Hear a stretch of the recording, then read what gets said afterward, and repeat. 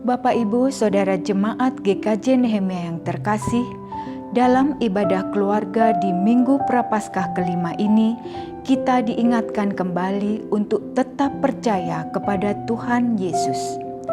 Untuk itu kami sebagai gereja yang tetap mendukung ibadah jemaatnya, kami menyiapkan materi ibadah untuk dipakai ibadah keluarga masing-masing jemaat. Kami menyiapkan 2 materi ibadah. Yang pertama, full literasi dengan khotbah yang bisa diunduh dalam link terlampir. Yang kedua adalah khotbah dengan iringan musik untuk nyanyian dalam liturgi yang bisa Ibu Bapak Saudara unduh dalam link yang tercantum dalam liturgi tersebut. Diharapkan ibadah keluarga ini tetap menjadi ibadah yang penuh sukacita bagi seluruh keluarga. Sebelum ibadah dimulai, terlebih dahulu kami sampaikan bahwa masing-masing anggota keluarga menetapkan pembagian peran untuk liturgos, pelayan firman, dan pembawa doa.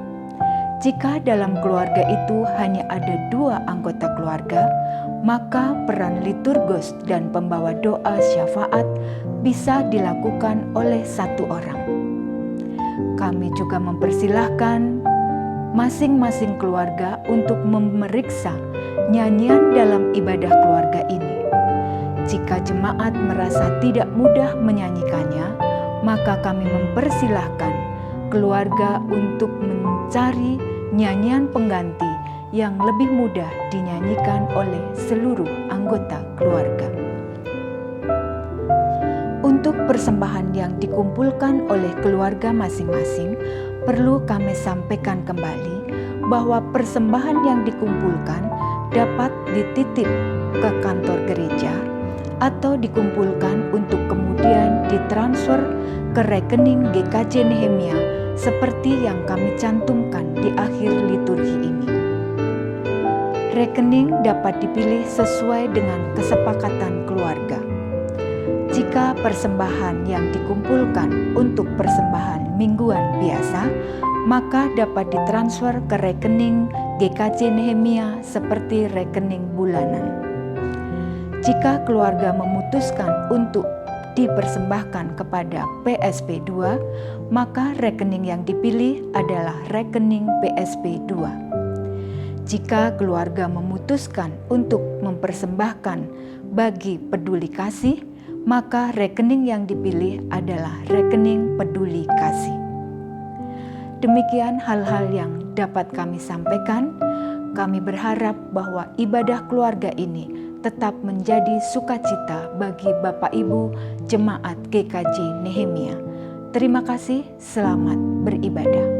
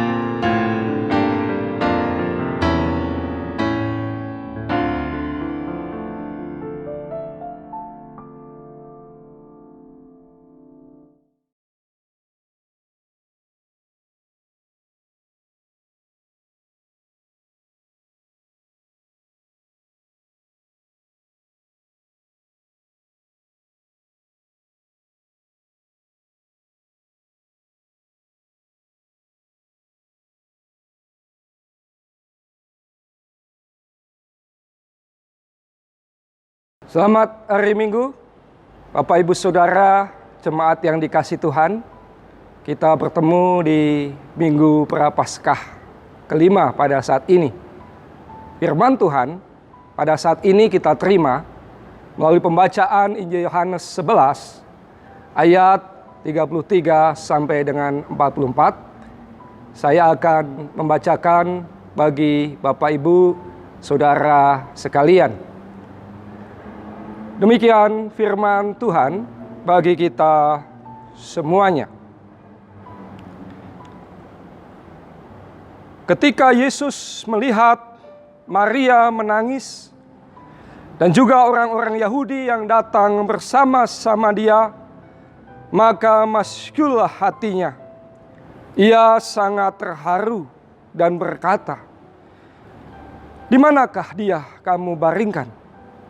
Jawab mereka, "Tuhan, marilah dan lihatlah." Maka menangislah Yesus.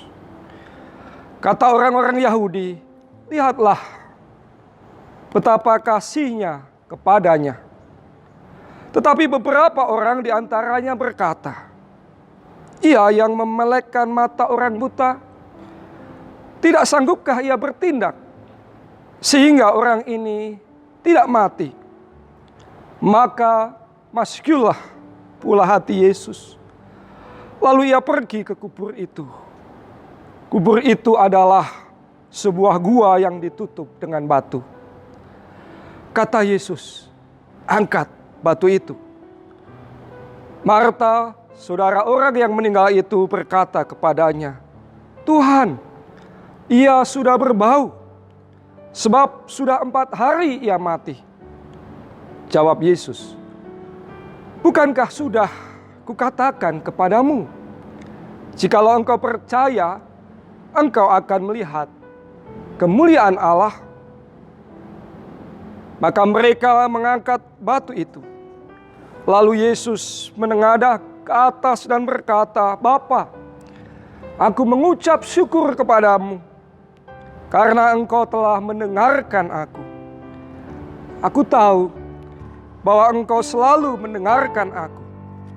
Tetapi oleh karena orang banyak yang berdiri di sini mengelilingi aku mengatakannya, supaya mereka percaya bahwa engkaulah yang telah mengutus aku."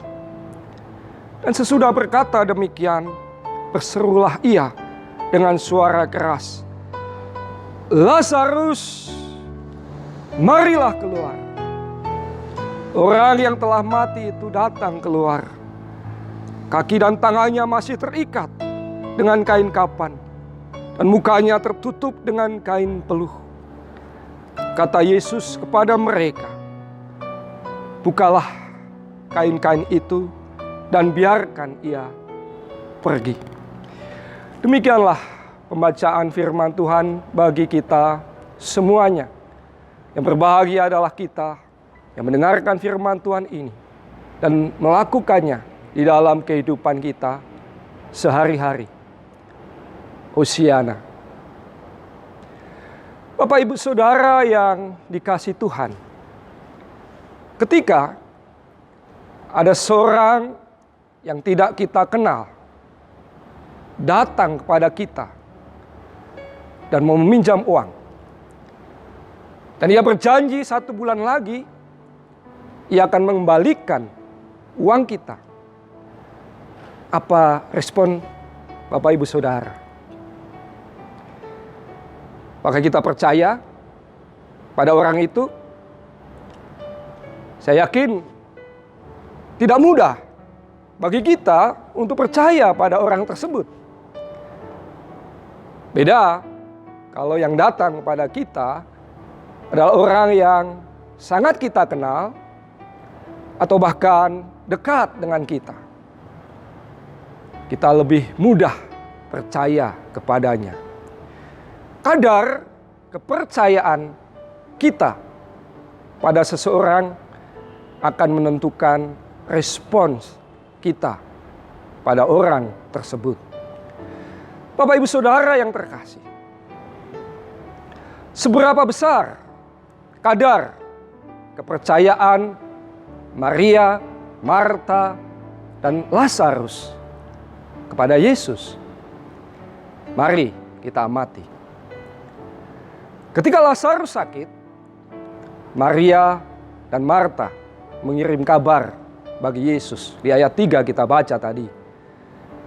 Tuhan, dia yang engkau kasihi sakit. Mengapa mereka memberi kabar kepada Yesus? Mereka tentu ingin Yesus tahu kondisi Lazarus yang dikasihi Yesus.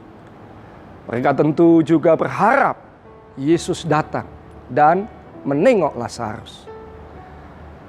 Ketika Yesus akhirnya datang ke Betania, tempat tinggal Maria, Marta, dan Lazarus, Lazarus telah mati dan sudah 4 hari dibaringkan di dalam kubur.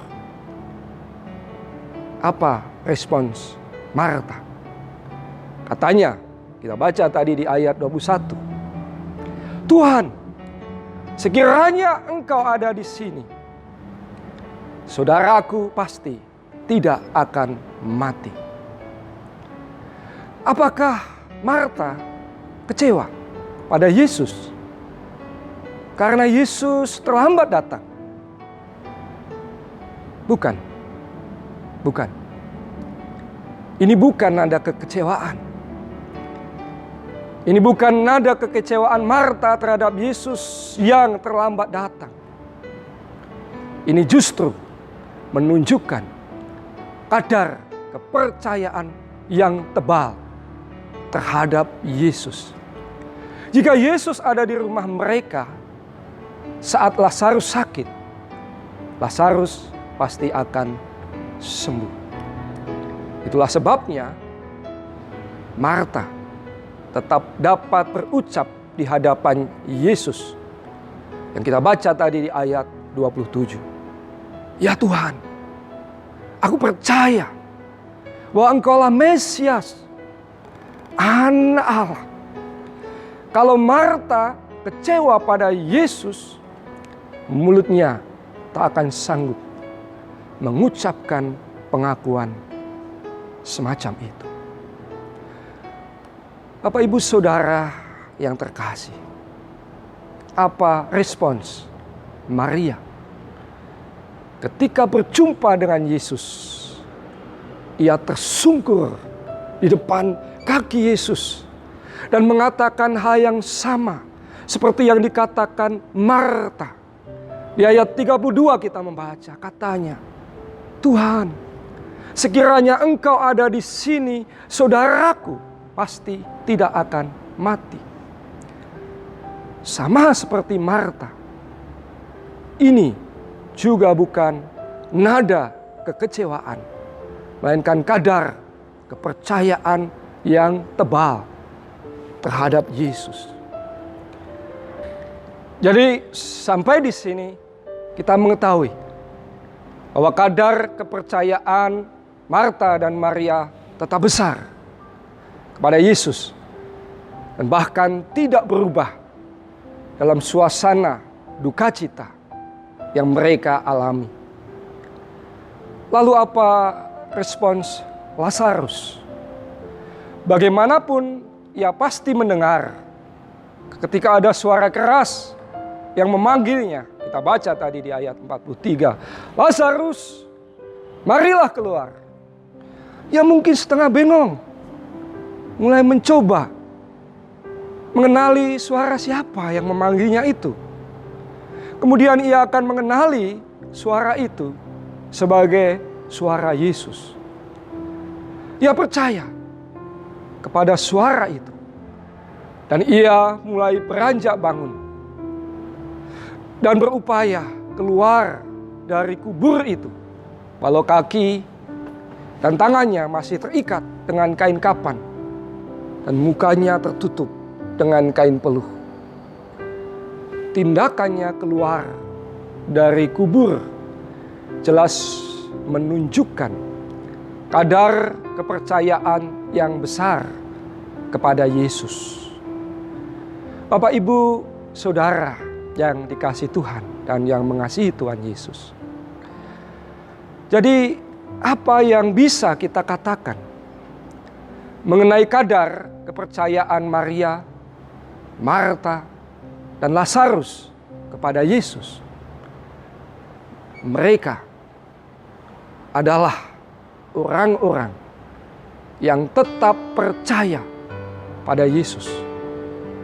Apapun peristiwa yang terjadi dalam kehidupan mereka, peristiwa baik maupun peristiwa buruk, duka cita, bahkan tidak membuat kadar percaya kepada Yesus menjadi berkurang. Relasi mereka yang mendalam dengan Yesus, Bapak Ibu Saudara, jemaat yang dikasihi Tuhan, saya ingin mengatakan ini.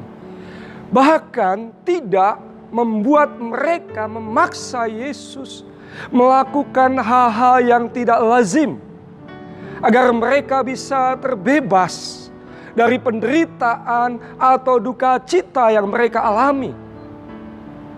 Perhatikan kisah ini dengan cermat. Apakah Marta dan Maria meminta dan menuntut Yesus membangkitkan Lazarus, saudara mereka yang mati itu? Tidak. Mereka tidak menuntut dan memaksa Yesus melakukan hal-hal yang mereka anggap mustahil. Itulah sebabnya Marta justru agak keberatan ketika Yesus meminta supaya batu penutup kubur itu diangkat. Kita baca di ayat 39. Kata Yesus, angkat batu itu. Marta justru berkata kepada Yesus, Tuhan, ia sudah berbau, sebab sudah 4 hari ia mati. Kalau mereka menuntut Yesus membangkitkan Lazarus, Marta tidak akan berkata semacam itu kepada Yesus. Bapak Ibu Saudara, jemaat yang dikasihi Tuhan dan yang mengasihi Tuhan Yesus, kalau saya bertanya sekarang ini pada Bapak Ibu Saudara semuanya, apakah percaya pada Yesus? Saya yakin Bapak Ibu Saudara semua akan menjawab, saya percaya. Saya tentu senang bisa mendengar jawaban Bapak Ibu Saudara semua itu. Tetapi mari kita perhatikan kadar percaya kita pada Yesus. Apakah kita tetap bisa percaya atau mempercayakan hidup kita kepada Yesus apabila terjadi perubahan-perubahan dalam hidup kita? Ada beberapa hal Bapak Ibu Saudara yang bisa mengubah kadar percaya kita kepada Yesus. Yang pertama, penderitaan hidup. Ketika percaya kepada Yesus membawa penderitaan hidup. Contohnya apa? Misalnya ada orang-orang tertentu yang intoleran terhadap perbedaan agama, sehingga membuat orang yang berbeda agama itu terhambat kariernya. Orang itu bisa tergoda untuk tidak lagi percaya kepada Kristus, mengingkari percaya pada Yesus, agar kariernya bisa maju pesat. Yang kedua, duka cita. Kegagalan seseorang untuk mengelola duka cita yang dialaminya bisa menyebabkan orang itu tidak lagi percaya akan kasih Tuhan dalam hidupnya. Ia marah pada Tuhan dan meninggalkan imannya pada Tuhan. Atau ia meninggalkan Tuhan bukan karena marah, tetapi karena kecewa pada Tuhan. Karena Tuhan ia anggap tidak menolongnya. Tuhan tidak menjawab doa-doanya yang sungguh-sungguh. saat mereka memohon kesembuhan bagi keluarganya yang meninggal tersebut. Yang ketiga, ketakutan dan kekhawatiran yang berlebihan terhadap masa depan hidupnya. Perasaan takut dan khawatir yang berlebihan bisa melumpuhkan kepercayaan seseorang pada Tuhan. Seseorang tidak lagi bisa mengolah akal budi dan hikmat Tuhan dengan baik.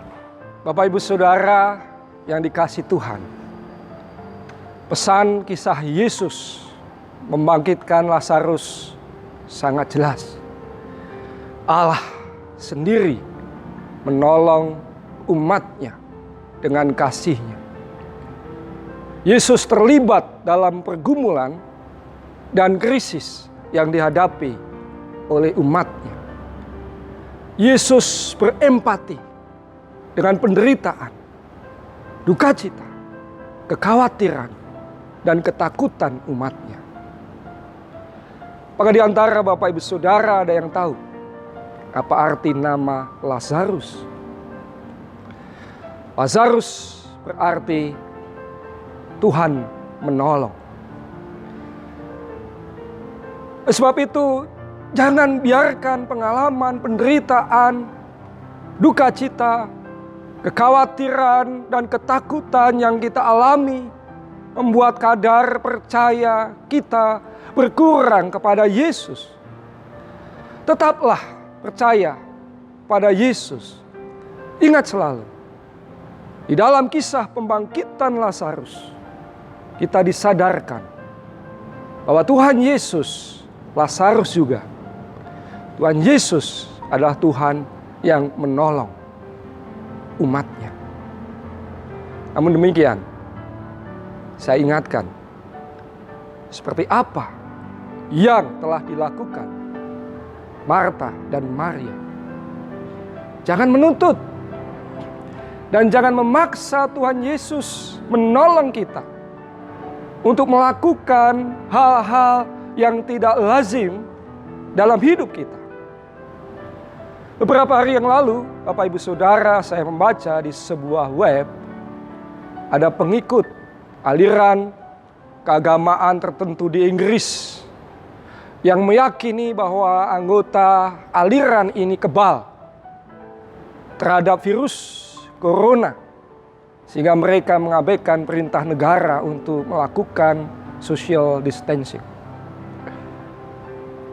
Percaya kepada Yesus bukan semacam ini. Kita tidak menuntut Yesus melakukan yang tidak lazim dalam hidup kita. Kita tidak menuntut Yesus agar kita dijadikan kebal terhadap virus corona. Percaya pada Yesus berarti percaya bahwa hukum alam yang ada, alam semesta dengan segala hukum-hukumnya yang diciptakan Tuhan ini, berlaku juga bagi kita, orang-orang Kristen. Itulah sebabnya kita harus cerdik mengatasi virus corona ini. Virus corona tidak pilih kasih. Siapa saja bisa terkena, tidak peduli apa agamanya. Namun demikian kita yakin Tuhan pasti punya cara sendiri untuk menolong umatnya, menolong umat manusia di dunia ini. Jadi tetap percaya pada Yesus berarti kita selalu memohon dalam doa dan berupaya agar beragam pengalaman hidup yang kita alami tidak membuat kita kehilangan iman kita, tidak membuat kita kehilangan percaya kita bahwa Allah adalah Lazarus, Yesus adalah Lazarus, Allah dan Tuhan yang menolong kita. Dan memberkati Bapak Ibu Saudara semuanya. Amin.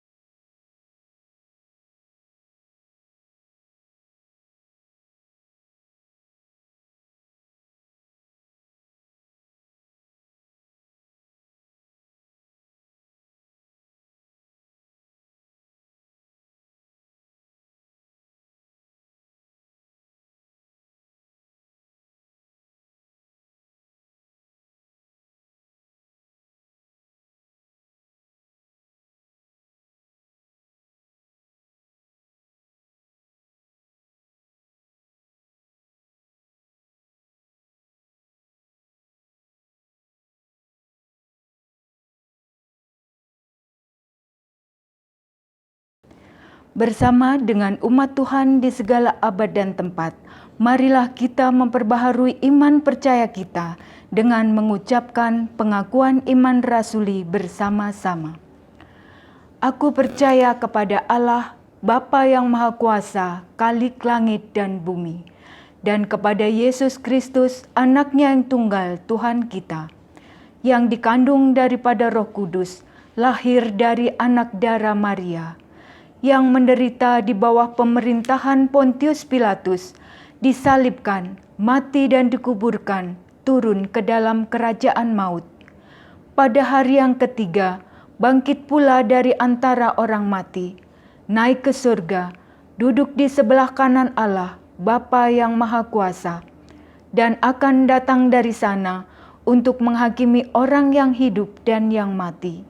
Aku percaya kepada Roh Kudus, gereja yang kudus dan am, persekutuan orang kudus, pengampunan dosa, kebangkitan orang mati, dan hidup yang kekal.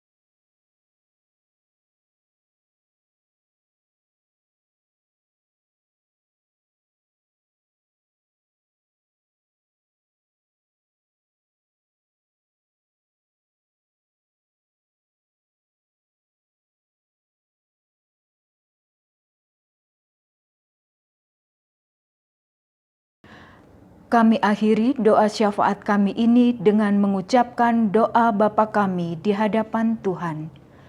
Bapa kami yang di surga, dikuduskanlah namamu, datanglah kerajaan-Mu, jadilah kehendak-Mu di bumi seperti di surga. Berikanlah kami pada hari ini makanan kami yang secukupnya, dan ampunilah kami akan kesalahan kami, seperti kami juga mengampuni orang yang bersalah kepada kami. Dan janganlah membawa kami ke dalam pencobaan, tetapi lepaskanlah kami daripada yang jahat.